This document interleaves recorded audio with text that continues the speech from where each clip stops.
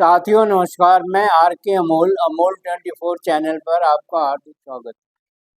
बिजली के दुर्घटनाओं की बाढ़ सी आ गई और बरसात में ये बाढ़ और बढ़ जाती, इसलिए बरसात में ज़्यादा सावधानी की आवश्यकता होती। मैं बिजली की दुर्घटनाओं के संबंध में कई वीडियो बना चुका हूँ और दुर्घटनाएं अक्सर ही या तो अज्ञानता के कारण होती है या फिर विभाग की लापरवाही के कारण होती है। लाइनों का खराब निर्माण, उसमें सेफ्टी की व्यवस्था का ऑपरेट ना होना या इसी तरह की अन्य कई चीज़ें होती हैं। शट डाउन न लेना या शट डाउन लेने के बावजूद भी कुछ गलतियां और रह जाती हैं। तो इस तरह से ऑपरेटर्सों का सही तरीके से ऑपरेट ना होना, कई कारण होते हैं जो कुछ विभाग से संबंधित है, कुछ लोगों की अज्ञानता से संबंधित। अभी एक दुर्घटना लखनऊ में हुसैनगंज खंड का मतलब ये है कि जहाँ अधिशासी अभियंता बैठते हैं या अधिशासी अभियंता का एक एरिया होता है, क्षेत्र होता है, उसको खंड कहते हैं। तो हुसैनगंज खंड में विधानसभा मार्ग पर स्थित फूलबाग कॉलोनी के पास स्थित एक पार्क में कोने में स्थित ट्रांसफार्मर के संपर्क में आने से एक बच्चे की मौत हो गई। बच्चे का नाम फहद है और उसका पिता दुबई में बुक बाइंडिंग का काम करते हैं। बच्चे खेल रहे थे, फहद भी उसमें खेलने गया हुआ था। ये फूलबाग कॉलोनी या फूलबाग स्थित शंकरपुरी कॉलोनी का निवासी था फरीद, उसी का बेटा था फहद। सुबह 9 बजे छोटे भाई के साथ खेलने गया था, बाद में और भी बच्चे वहां आ गए। गेंद जो है वो ट्रांसफार्मर के पास जाकर चली गई खेलने के दौरान, और उसको लाने के लिए जब बच्चा गया तो वो तारों के संपर्क में आ गया और तारों के संपर्क में आने से उसकी तत्काल ही मृत्यु हो। बच्चे भाग गए और डर के मारे उन्होंने नहीं बताया कि फहद की दुर्घटना हो गई है। बिजली एक टेम्पो चालक जिसका टेम्पो जो उसी पार्क में रखता था, वो टेम्पो लेने गया तो देखा कि फहद गिरा पड़ा है और उसके नज़दीक जाने पर उसे पता चला कि मृत हो चुका है और उसने उसकी सूचना उसके घर वालों को दिया। फिर घर वाले आए, उसे अस्पताल ले जाया गया, डॉक्टरों ने उसे मृत घोषित कर दिया। जांच के लिए उस खंड के एक्सीएन अरुण कुमार भारती ने एक कमेटी का गठन किया। प्रथम दृष्टया ये पता चला कि जहाँ ट्रांसफार्मर लगे रहते हैं उसको सब स्टेशन बोलते हैं बिजली की भाषा में। तो वो एक सब स्टेशन ही था जो पार्क के कोने में बनाया गया था। सब स्टेशन के चारों तरफ फेंसिंग की जाती है, जाली लगाई जाती है, फेंसिंग बोलते हैं उसको। फेंसिंग बड़ी बड़ी भी होती है और तारों की जाली भी होती है ताकि कोई अनाधिकृत व्यक्ति उसमें न जाए, और उसमें ताला बंद रहना चाहिए और उसमें ताला बंद रहता है। परंतु जहाँ दुर्घटना स्थल पर लगे ट्रांसफार्मर में फेंसिंग नहीं की गई, ट्रांसफार्मर खुले में रखा गया था, जिसकी वजह से गेंद जाने पर वो बच्चा अंदर चला गया और अंदर जाके अज्ञानतावश वो तार के संपर्क में आकर के उसकी मृत्यु हुई। और स्पष्टतः इसमें बिजली विभाग की लापरवाही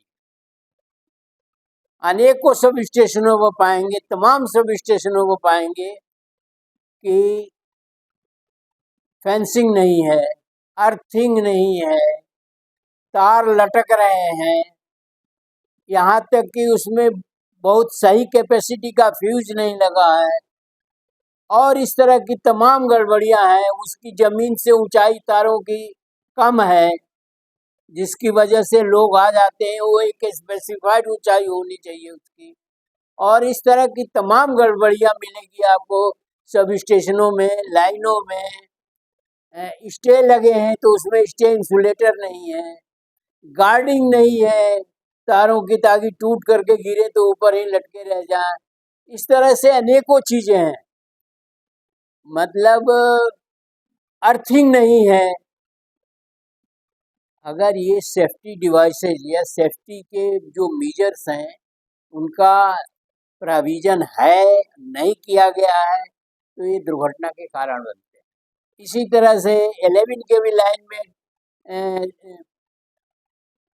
ओसी भी लगी रहती है ताकि तार टूट के गिरने की दशा में ओसी भी बंद हो जाए, लेकिन ओसीपी की ट्रिपिंग डिवाइस खराब है तो ओसी भी नहीं बनते। और अन्य कारण भी है, जब तार टूट के गिरते हैं तो ओसी भी ट्रिप नहीं होती है और दुर्घटना के कारण।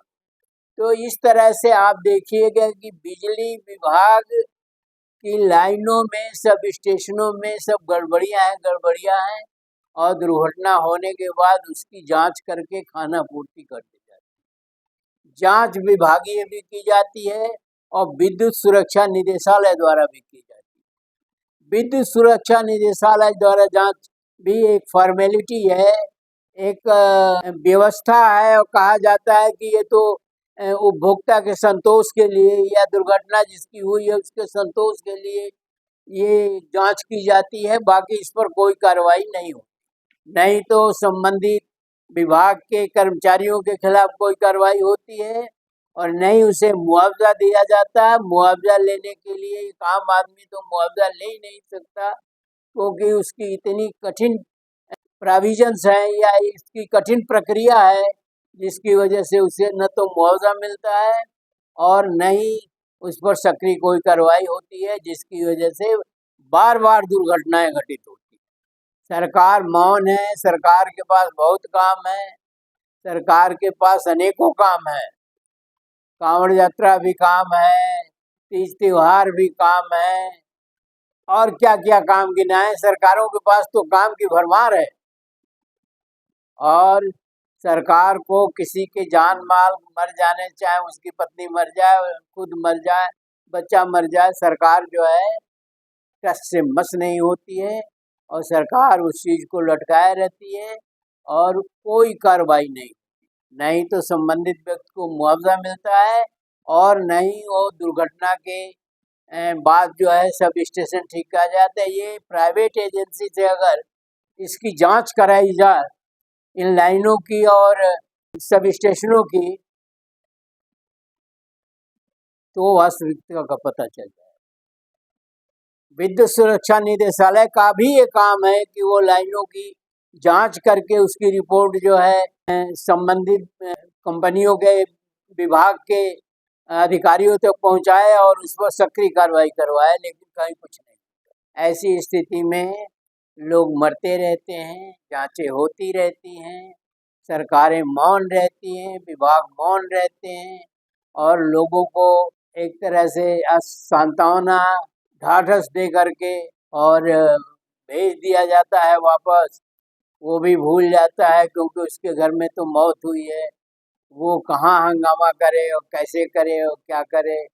और जुमले ये भी हैं इस देश में कि भगवान को यही मंजूर था।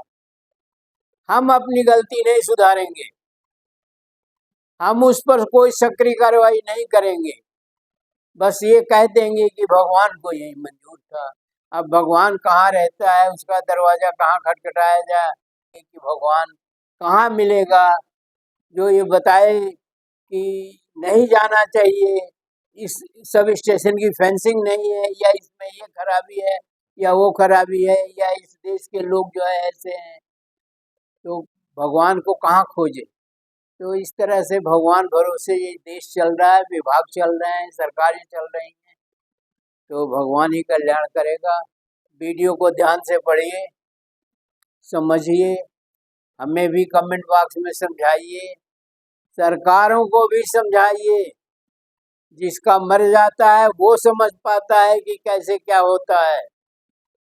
तो एक दूसरे की मदद करिए, सरकारों को भी समझाइए कि बिजली की लाइनें ठीक करें, सड़कों पर गाड़ी ठीक से चलाएं। भगवान भरोसे कहने से काम नहीं चलेगा। धन्यवाद। जय भारत, जय संविधान।